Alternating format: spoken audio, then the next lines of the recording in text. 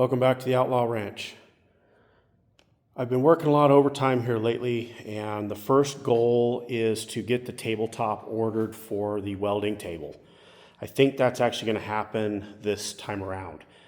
The other thing I've been working hard towards is getting the new springs and mounts and stuff to get these 1-ton axles here swapped underneath. This front here is a Dodge Dana 60. It's a 488 gears with Detroit locker on worn hubs.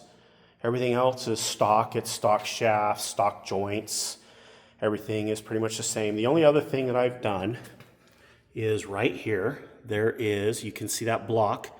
It is a 1-inch zero rate Adderley from Off-Road Design.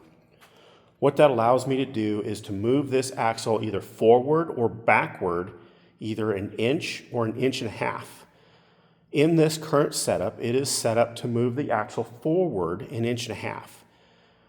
I also have the 14 bolt here. It's a full float rear end, also with 488s and a Detroit locker. This axle, gosh, I can't even remember where I got it from. I think I just got it from a junkyard and built that one. This front one actually came from Boyce Military Equipment. I did add the front and rear ring guards, I guess, the front covers anyways, front and rear covers.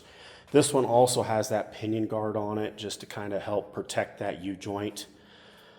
But I think I'm going to try and go with just 8-inch springs on this truck. I don't want to lift it super high, but I think that's as high as it has to go.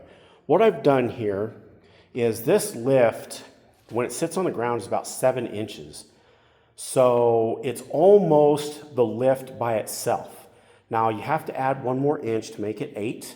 And I measured up from that block to pick up this lift 4 inches. The 4 inches accounts for the extra 3.5 inches in diameter on these tires. They're 40, 13, 50, 17s. The tires that are on the truck are 33. So 7 inches difference in diameter, 3.5 inches in radius. So I picked it up another 3.5 inches, plus the 1/2 inch that the lift was short because the lift actually was 7.5 inches. So this is essentially what that tire would look like if this truck was to sit on an 8-inch lift. And I've moved that front tire there forward 1.5 inches, so you can kind of get an idea how it would look. Now, because that axle is going to get pushed forward 1.5 inches, you can see up here up front, it gets real close to that bumper and that front fender. That's a heck of a lot easier to trim than it is back here. So moving it forward like that really does seem to help alleviate some of the issues. Now, I recorded this actually earlier, and for some reason, my editing software is not working very well. So stand by here. I'm going to move this tire now towards the rear of the truck, and we will mock it up to see how it looks here under the truck. Okay, so here it is. Looks like it's pretty well centered under the truck. You can see that leading edge there is going to get really close, and the rearmost edge there not quite as close. But when we lift this truck, those axles are singles. So this piece here is going to have to come off along with this dually fender flare. Now, we have a little give and take because inside here on the factory beds, when they put these dualies on there, they cut it quite a bit more open. So once we remove this dually fender, the rear is actually cut out quite a bit, so we won't have any issues with that tire fitting in the back. So you can see the one issue that we really have up there at that front edge, or the rear edge of that running board, that's going to go away and get better. So this is just kind of a quick mock-up of what the truck should look like with the 8-inch springs and the mounting points. I'm hoping to get all this stuff from Off-Road Design. Maybe even order it this week. I suspect that it wouldn't be here until next week, of course, at the earliest. I think there is a significant lead time on that, and I want to say it was 6 weeks or 8 weeks, something like that. So even if I ordered it tomorrow, it probably won't be here until maybe the end of September, beginning of October maybe. And these springs are actually on this axle. These are Dodge springs, and you can kind of tell. So the leading edge there looks just like the Chevrolet does, but when it comes back here, you can see how it curls down and under.